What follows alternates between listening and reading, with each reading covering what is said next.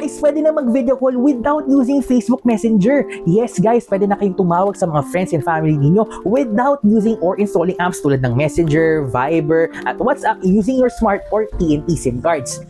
Paano? Using the Video over LTE or VILTE feature.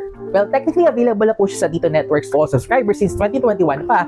Pero meron na nito sa Smart dati pa. Yun nga lang pang postpaid lang sila at more on beta testing sila dati. Pero ngayon available na po siya sa lahat ng subscribers. So, papakita ko muna sa inyo ang isang sample test nito.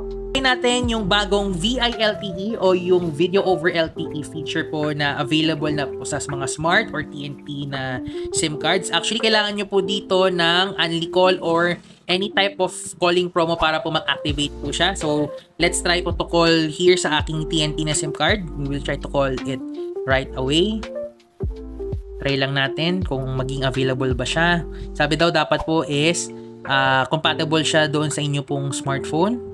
And check natin kung meron bang video call.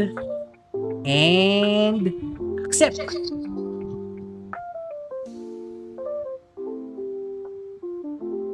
Yan.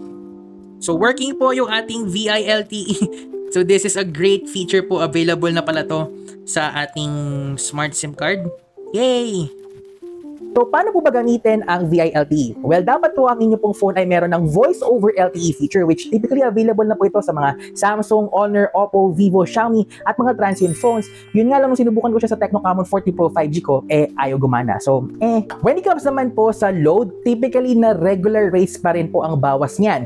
Pero mas better kung may Unli Call or Magic Calls promo ka para hindi masakit sa bulsa ang kaltas. At don't worry, ang tatawagan mo ay hindi makakaltasan ng load pag tumawag ka at gagamitin po ninyo yung feature po na yon. So, excited ka na ba sa feature na ito? Let me know your thoughts sa comment section, and for more news and updates, like and follow for more.